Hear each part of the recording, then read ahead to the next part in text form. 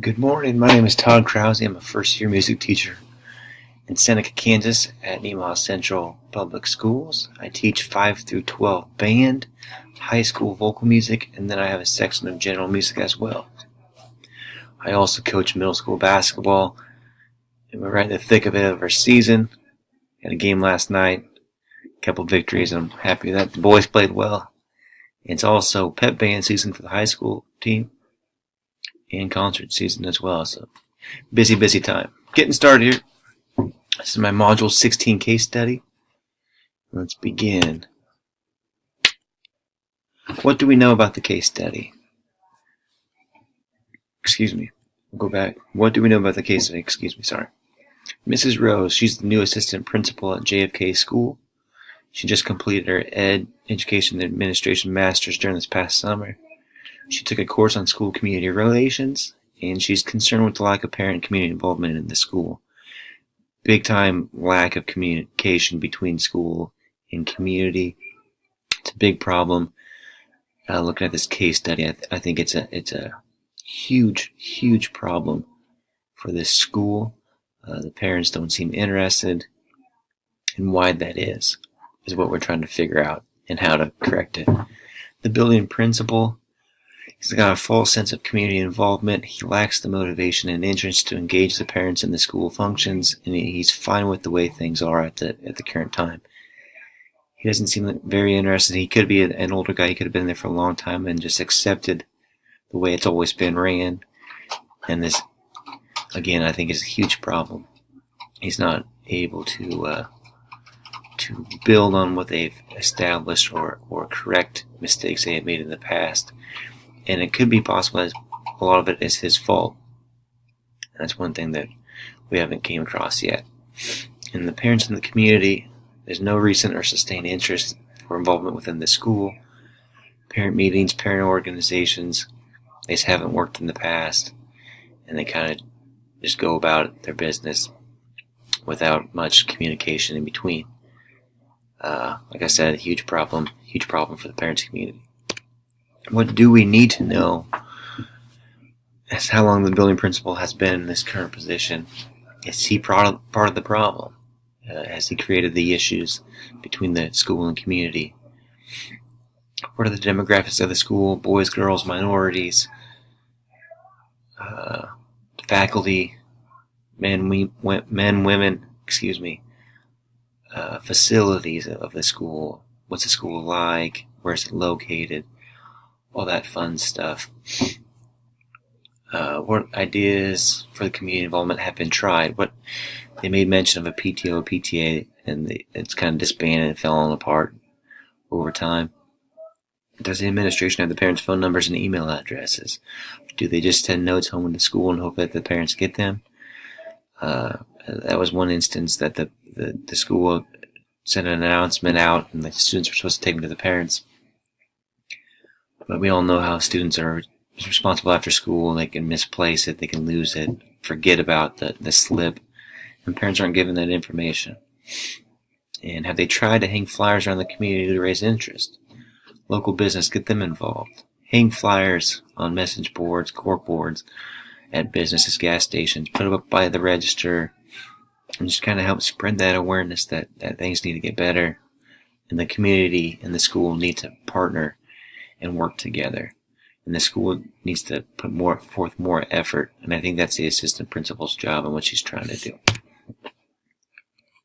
That should say 3, the problem.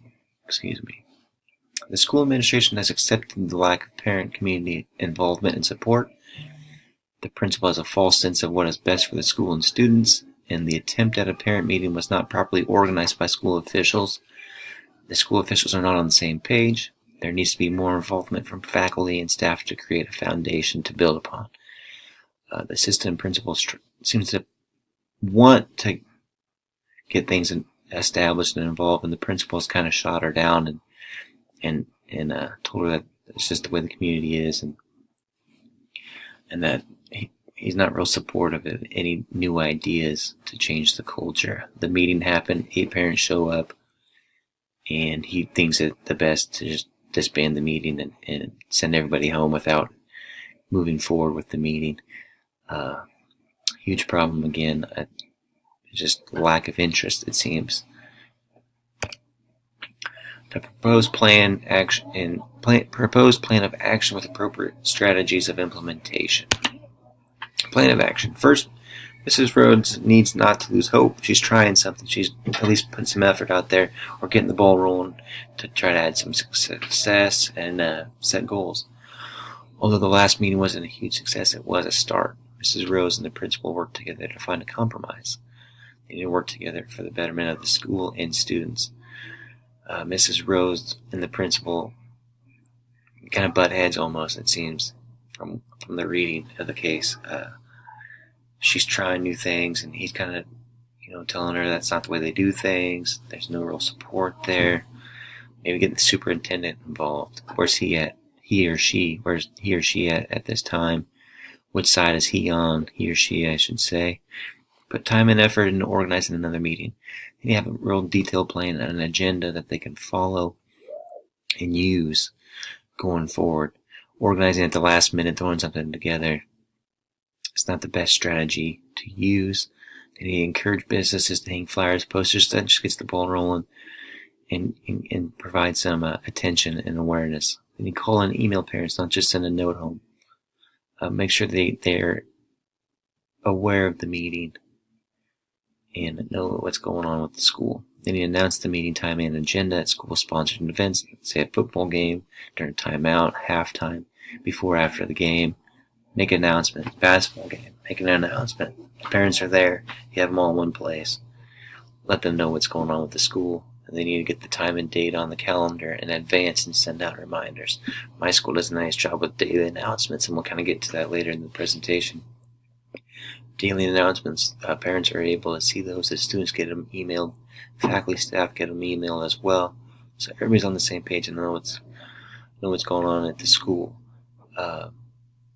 They also post the announcements on social media, Facebook, Twitter, so you can go there if you don't get them emailed. You can always see what's going on at our school.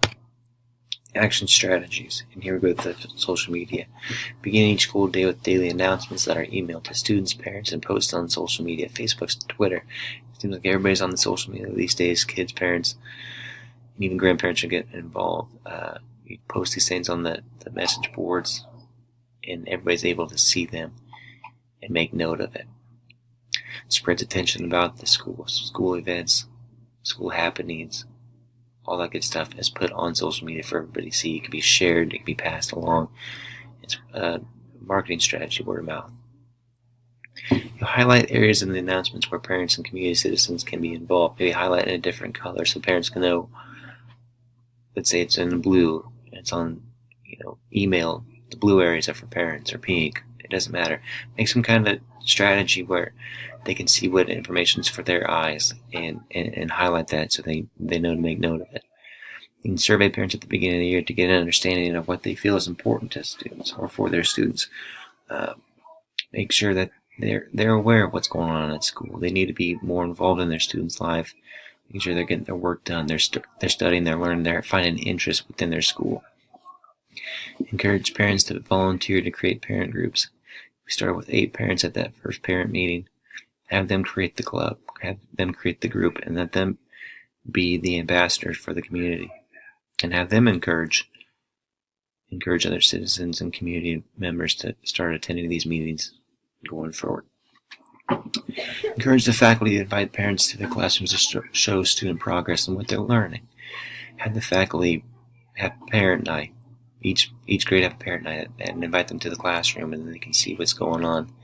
We do that with parent-teacher conferences. We do that with other events such as music events or coffee and cookies with the grandparents or donuts for dads. So the thing that we do here, and that gets the parents involved in their students' education and within the school. And school officials host a free will dinner to invite parents, students, and members of the community. Free of charge, you don't have to pay anything, but it's encouraged. Get some money flowing into the school. People get, excited. Meals, fundraising opportunities they can get involved with. And then that helps spread awareness and create a better culture for the school and community. What is best for the students? Research does suggest that students perform better in school when learning takes place at home. It's homework. It's parents getting involved and asking questions at home. They need to be involved in the students' learning. They're encouraging, motivating, investing care into the child's learning shows value. It shows the students that there is value in what they're doing, and working hard and effort is how they achieve learning. Parent and school involvement builds pride within the community. You start to see more logos of the school on apparel. It starts building that pride for sporting events, for the music department, for all the other extracurricular activities, not just the school subjects, but we start building on that, and everything else starts to grow, and the pride just grows and grows and grows. There is interest in some parents to become involved. There's eight parents at the start, where maybe there were only 8 students that were able to see that piece of paper that the students brought home. Make it more of a point to get the students to encourage their parents to show up for things. They're supporting the events, fundraising opportunities. And where there is smoke, there is fire, that old phrase. The school officials need to build on that. We've got 8 parents, 1 meeting. Next time, shoot for 16, and then keep growing. You have to set a goal and make sure these things happen at a steady pace, too. Have one once a week, twice a month. The more, the better, but you don't want to overwhelm parents. Parents have busy lives as well, when their students are involved in so many different activities. But just have set, organized plans in place, and then build on those plans. Thinking, feeling, and valuing. I put a picture of myself. This is how I feel about this. This case study let me think that the community is mostly below the poverty line. Is that why there's not much interest? Into one of those questions of what do we know? I started to think of smaller communities and where the schools, it's there, but is it really there? They send their school students off to school, and they come home, and then that's all their school or learning takes place. Just right at school, and that's it. I felt appalled. The principal's desire to keep everything the same, because it is fine, is pretty appalling. His lack of thinking what is best for the students left me irritated. I did feel a little disappointed in the school officials. There was no agreement. There was no correlation between the school students and the community, and they couldn't figure out a better way to approach these activities. Valuing. This case study shows the value of the situation where I am at. It shows the value of a good principal that it puts students first. Good faculty and staff that work together to promote their school. In my school district, there's a high level of commitment to the community, and that there's a lot of pride. My school recently consolidated with a couple small towns, and it was, from what I understand, it's only my second year here. First as the music teacher, last year as a para, but the first year after the consolidation, it was a little sketchy, and parents were still kind of upset about their school and their community being closed. But ever since then, it's kind of built on the past couple of years, and it's growing, and it will continue to grow. Further investigation. Where is the superintendent on the ideas on these issues? What's their thoughts? Where do they stand? What are they doing to create this community school relationship? What happened that created the friction between the school and community? Was it the principal that created this problem? Does this problem need to be resolved before moving on to the next step? How do we figure out what the issue is, and then we got to figure out why and how to fix it. And figuring out what caused the issues and the parents not to want to be involved. We figure that out first, and then we can figure out the steps to take. Is one individual making all the decisions? Is the principal the only one in charge? Is he just deciding what's best for him and then think that's what's best for his school? Or is he taking into account the students and the parents and the other faculty and staff? And can we create a team to bounce ideas off of and determine what is best for our situation? Can we have a couple faculty people to represent the faculty and staff, the principal, the assistant principal, the superintendent, sit down and begin to set goals and figure out what we need to do to improve the school and community relations?